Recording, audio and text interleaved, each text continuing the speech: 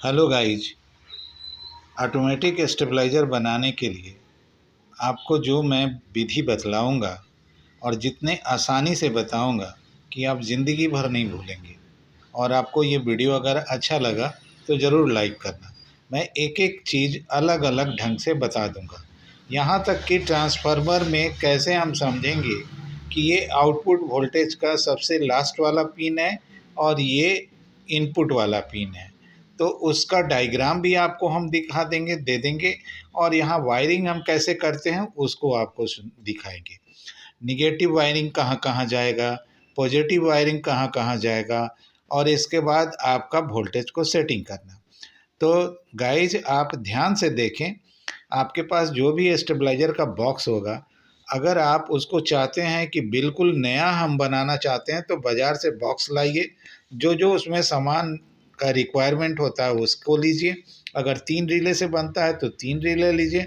0.5 का है तो 0.5 के हिसाब से रिले आता है आपका 6 एम्पियर का, उसको ले लीजिए। 1 के भी होगा तो 10 एम्पियर का ले लीजिएगा।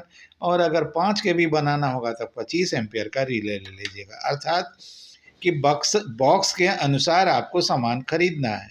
जब बॉक्स के अनुसार सामान खरीद लें और सबको अपने अपने जगह पर व्यवस्थित कर दें, तब आपको वायरिंग की आवश्यकता होती है। तो गाइज सबसे ज़्यादा तो वायरिंग का ही इम्पोर्टेंस है। जो जो सामान है उसको हम कहाँ कहाँ से कैसे वायरिंग करेंगे उसको ध्यान देंगे। सबसे पहले हम जब सब सामान को लगा लेते हैं, यहाँ तक कि हम मेन लीड वगैरह सबको डाल देते हैं, तो मेन लीड वगैरह डालने के बाद अब हमको वायरिंग की बात आती है। तो मेन लीड में आप देखिएगा कि 3 पिन वाला सॉकेट आपके पास है, जिसको हम 6 पिन सॉकेट भी बोलते हैं। तो इस तरह का जो सॉकेट होगा तो उसमें जो हम मेन लीड लगाएंगे इसमें 3 तार निकलेगा। एक ग्रीन होगा जो बॉडी ग्राउंड करता है, और उसके अलावा ब्लैक और रेड होगा। तो ब्लैक आप न्यूट्रल पकड़ लीजिए और रेड को आप फेज पकड़िए। तो आपको पहले न्यूट्रल के बारे में सीख लीजिए कि न्यूट्रल कहाँ कहाँ जाएगा। तो ये जो 6 पिन सॉकेट है, इस 6 पिन सॉकेट का एक पॉइंट को आप पकड़ लीजिए न्यूट्रल बनाने के लिए।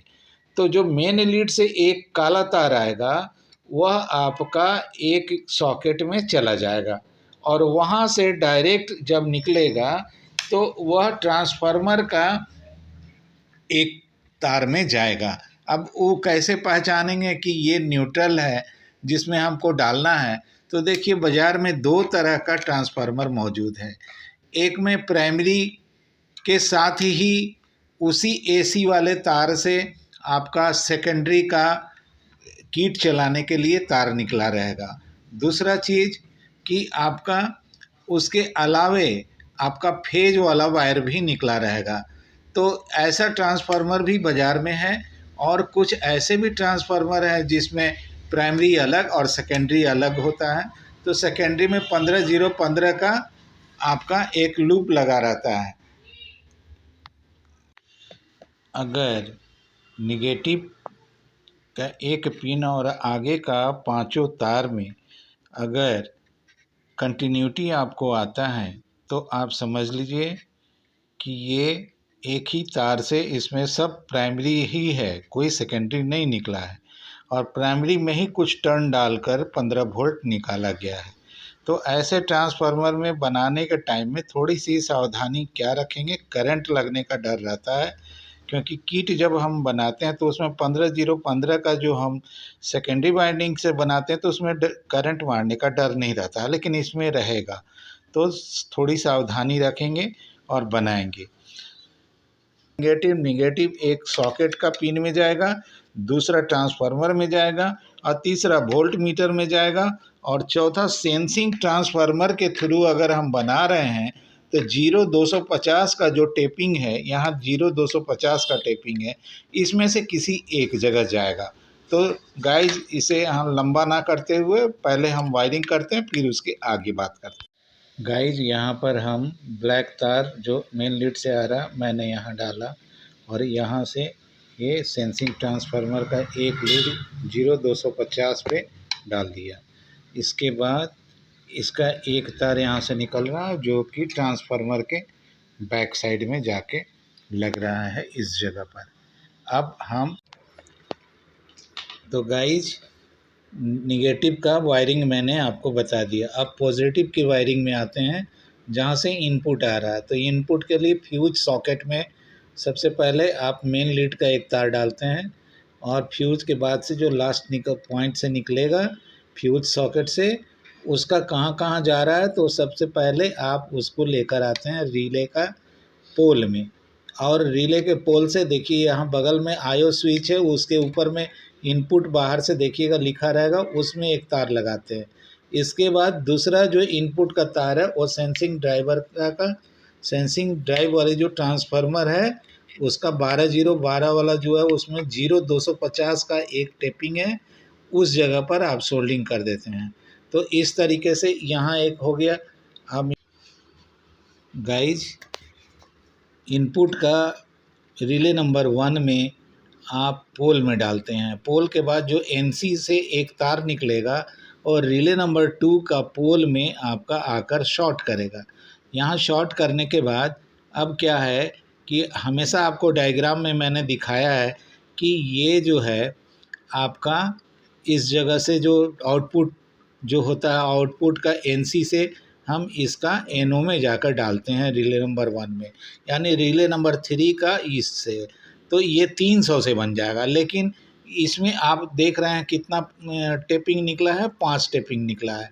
तो 5 टेपिंग जो निकला है उसमें से इसको आप आउटपुट में यूज कीजिए दोनों को, और इसको आप यहाँ पर डाल दीजिए उसके जगह। तो ये 280 तक का बन जाएगा। इसके बाद आप ये दोनों इनपुट में होगा। ये इनपुट की पहचान इसलिए है कि ये देखिए काफ़ी अंदर से निकल रहा है, यानी ये 90 का बना हुआ ट्रांसफार्मर है, तो इस जगह से निकल रहा है। तो सबसे अंदर से जो निकलता है वो इनपुट वाले में जाएगा, सबसे लास्ट वाला जो है आउटपुट का एनसी होगा, और एक छोड़कर जो होगा वो एनओ में होगा। तो इस तरीके से अब हम इसको जोड़ देते हैं। गाइज अब रिले का वायरिंग करेंगे। तो रिले में नीचे में 2-2 पॉइंट हर रिले में है। ये आपका 12-0 वाला रिले है। तो सबसे पहले एक रेड तार को देखिए, ये रेड तार प्लस का तार है। तो इसमें हम एक एक पॉइंट सबका शॉर्ट कर देते हैं।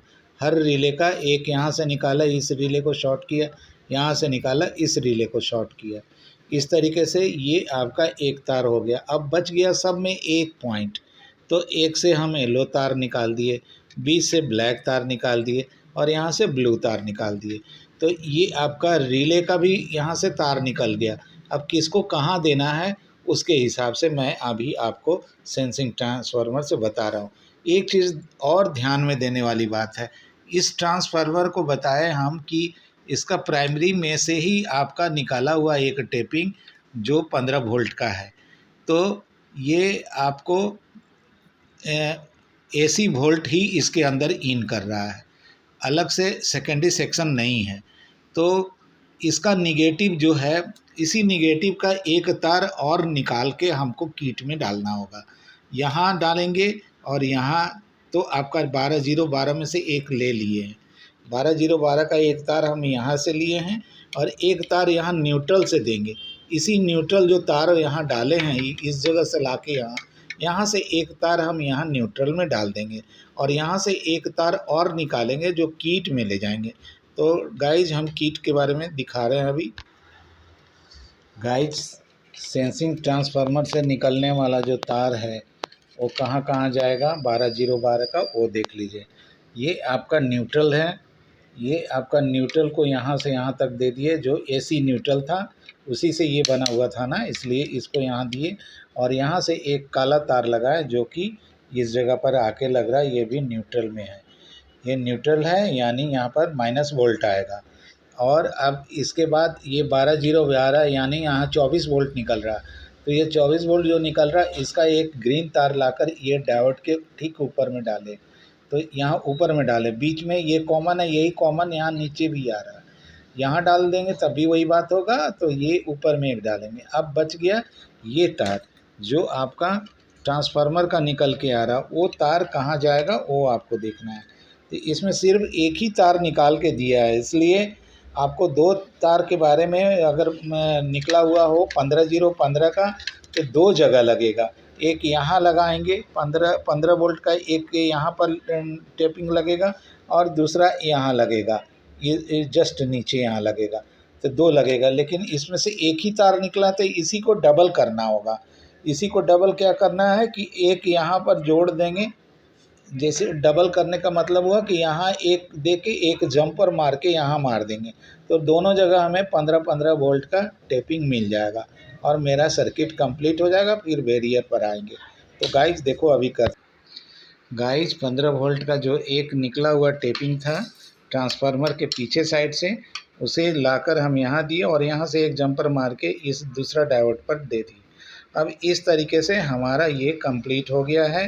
अब इसमें हमको ये तार को प्लस में देना है, जो लाल वाली तार है इसको प्लस में देना है।